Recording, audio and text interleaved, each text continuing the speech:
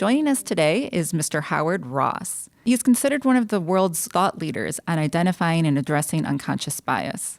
Howard, can you kind of explain for some people who think, why does only Black lives matter? And then they think all lives matter. So what is the difference between and what is the importance of supporting Black Lives Matter?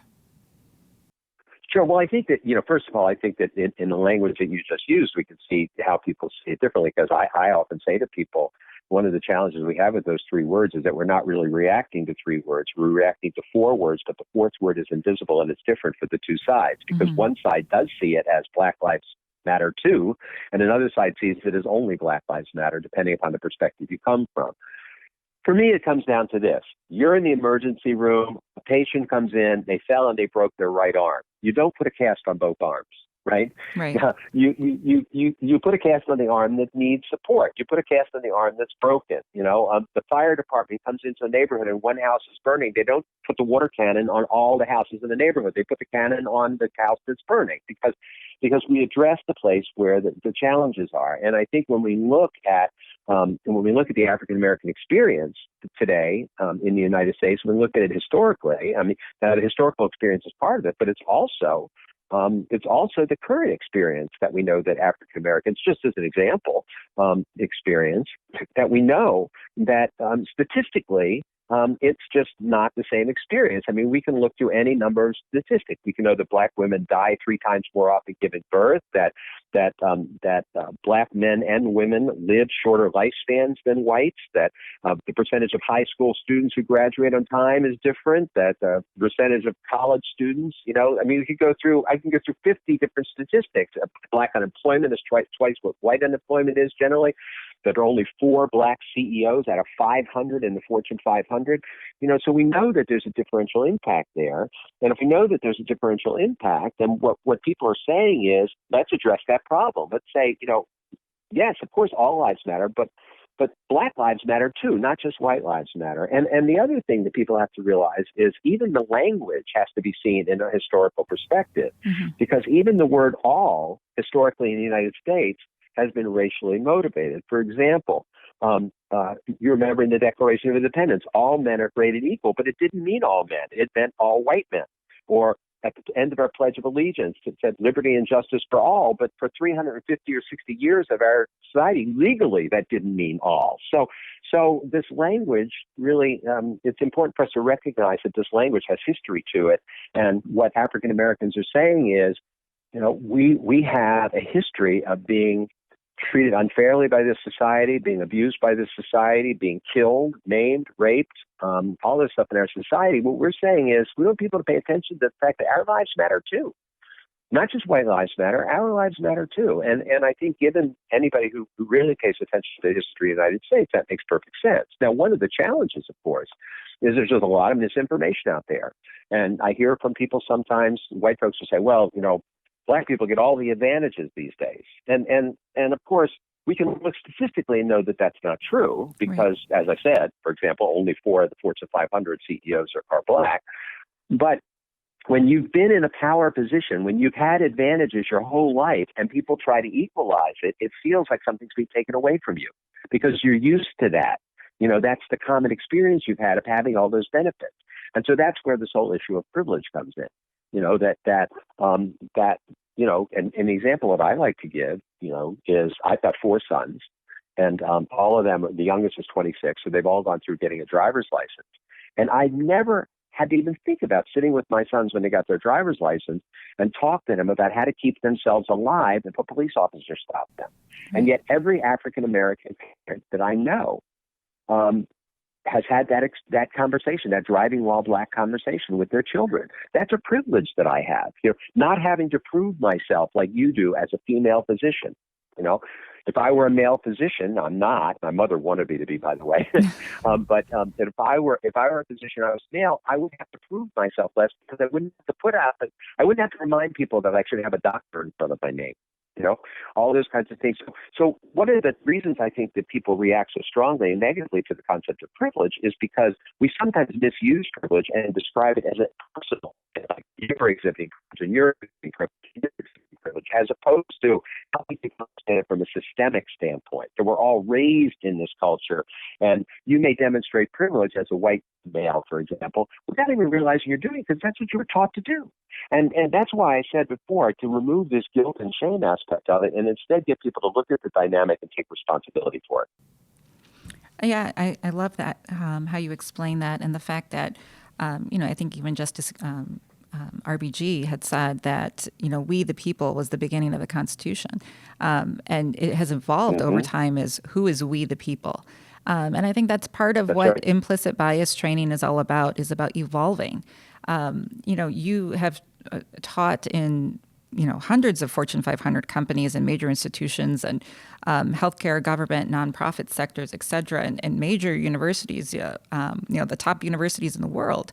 And it's like, yet with all of the knowledge that you have around this subject, it must be frustrating that there's still this sense of tribalism that's occurring.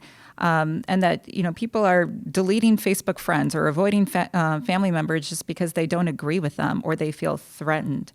And I think it's very unfortunate that rather than looking at things as evolving or learning and that we're all in this together and that we can gain things from each other. I mean, I'm sure you have plenty of statistics about the competitive advantage a company has when they do embrace diversity and inclusion compared to companies that don't. It's like, how do you make it stick for people? Or is it just a ongoing learning that you just have to keep working at? Well, no, I mean, I think that's piece of it. I think awareness is important and helping people understand these concepts is important. I think, my experience has been that very few people wake up in the morning and wring their hands and say, how can I suppress women and people of color today? There are some, of course, we know, but most people just get up and do their jobs and they don't even realize the blind spot that they had. And that's why one of the things, in addition to education, because, you could do the best education in the world and you can experience unconscious bias training that's profound and earth shattering and all that. But if then you don't do a performance review for 4 months from now, what are the chances you're going to remember it, right? Mm-hmm. So there are a number of things that we found that helps build this into our organizational cultures to make it performative. So, for example, let's say you have really good education. And as I said before, the best education that research shows works is when you teach people to understand how they think and how they're making these decisions so that they can make decisions consistent with their own values. And then after that, then to use what in behavioral economics we call nudging or priming techniques. And that is, let's say you've got that performance review 4 months from now. And before you do that, you're given a handout that's maybe 1 or 2 pages. And it just says, remember, when you go into performance review, unconscious bias can be triggered. Here are 4 or 5 things to think about that might help you mitigate that. And then it brings the training right back to that moment, And so building in those kinds of priming techniques is really helpful and important. The third thing is that we can look at structures and systems we have. And for example, in the appendix of my book, Everyday Bias, there's 17 pages of ways that we can look at our talent management processes and change them in ways that can impact that can make them more bias resistant. And a great example of this that most of our listeners probably know about is the way they now audition musicians for symphony orchestra. So it used to be, as late as 1980, less than 10% of the people in symphony orchestras around the United States were women. Now that number is over 40%. Well, what happened was they changed the way they auditioned people. They started to have people coming in, standing behind shields and walking on rugs. You couldn't hear high heel shoes. Musicians would come in, and the people who were listening were on the other side of the shield, and all they could hear was the music. They couldn't see the musician. And so all of a sudden, we were auditioning the music rather than the musician, and lo and behold, more and more women got chosen. By the way, that was the experiment that led to The Voice on TV for anybody who's a fan of that show. The fourth aspect is that how do we track what's happening in our organization and create accountability systems to let us know where the breakdowns occur. So often in organizations, the only system we have is how many are there.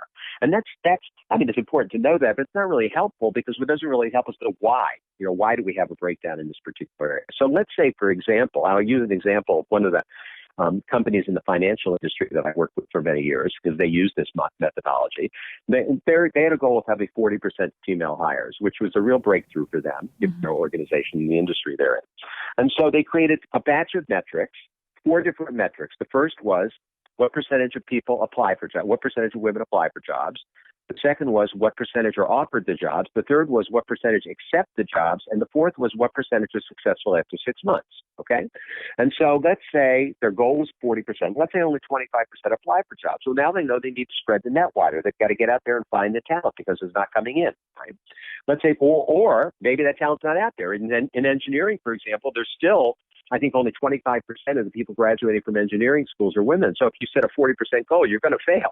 So maybe you need to readjust your goal based on the information, but at least you've got the data, right? But let's say you get that up to 40%, but only 25% are offered jobs. Well, likely one of two things is happening. Either you're getting the wrong people to apply, or there's something differential happening in your interviewing process. Let's say 40% are offered the jobs and only 20% accept the jobs. Well, more than likely, something is turning women off in the interviewing process. And maybe that's the time when you go to your women's ERG or your gender equity ERG and you have them look at your process and see if there's something you're missing that might be turning women off. Like, what's the place you take people for dinner? Is it a place that's got, waitresses with low-cut dresses or, that sort of a thing? So let's say 40% accept the jobs, but only 25% are successful after 6 months. And by the way, I often tell my client, I don't care who you hire. If they're not successful after 6 months, it's a waste of your time and theirs and money. Let's say only 25% is successful. Now we need to look at what's happening in the culture and as people are brought in and, on the job training and mentoring and support. But the point is, that's just one example, but you could see this allows us to get really granular. We're seeing where the breakdown is in the system that we can then correct. How does shining the flashlight on yourself improve your life, and what is in it for individuals to actually obtain implicit bias training? Every human being that I know, and I'm sure this is true for the people who are listening, we have all had one of those moments where we weren't our best selves. When we lost our temper with somebody, we overreacted to something, and sometimes we get embarrassed or ashamed about that. If we're smart, we apologize for it and we move on. But it's not an unusual human experience. And I think one of the real values of learning about implicit bias is that it helps us live according to our own values. It helps us be our better selves, because if we're thoughtful about the decisions we make, if we're conscious about the decisions that we make, we're going to make decisions that we can feel good about, as well as the people who are affected by those decisions. In your course, you talked about interrupting bias, and some of the people that can interrupt are people of privilege. So I'll give you an example. So That's right. I was at the homeless shelter with my resident, and it was a white male resident. And like I said, it always happens to me. Everyone calls me nurse or doctor or student or whatever. I mean, they don't call me doctor. They call me everything but doctor. And we were there with one of the patients. And he said, you are the most lovely nurse I've ever met, whatever he was saying. And my resident actually stood up and said, you know what? She's actually our physician. She's the doctor. She's the one in charge. So he kind of handed that authority back to me without me having to say anything. So I think when you're in a situation like that, let's say as a nurse or a physician or a family member, you're seeing someone be slighted in some way. Rather than waiting for that person to stick up for themselves, like, you can say something, and it tends to be received better when it comes from somebody else than from the individual. It's really important for us to speak out when we see things like that. I think one of the things that's important to keep in mind is that when we do that aggressively, like attacking the person who's the source of the bias, it rarely works out because people will immediately get defensive. But I do think that there are ways, at least at the beginning, that we can bring it to people's attention gee, didn't I hear you say something different to somebody else? Or can you explain to me why you said this to them and you're saying this to me? Or it feels like you're making a certain assumption about something. Am I correct in hearing it the way you're saying it? And, so in other words, and to just say, look, I'm not, I'm not saying you have any intention about this, but that felt a little bit dismissive to me. So, using in feedback, we call it I statements. When we talk about people just using I statements, and rather than immediately attacking somebody to blame them. Now, if the response you get is, don't be so sensitive, then go for it. Then feel free to go for it.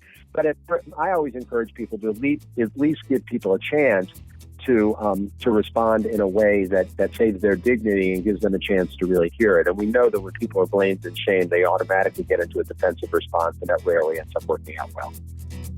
Thank you again, Howard. Till the next time, thanks for joining us on the Beaumont House Call. Continue your journey to living a smarter, healthier life. Visit beaumont.org/podcast to access information and resources related to today's podcast.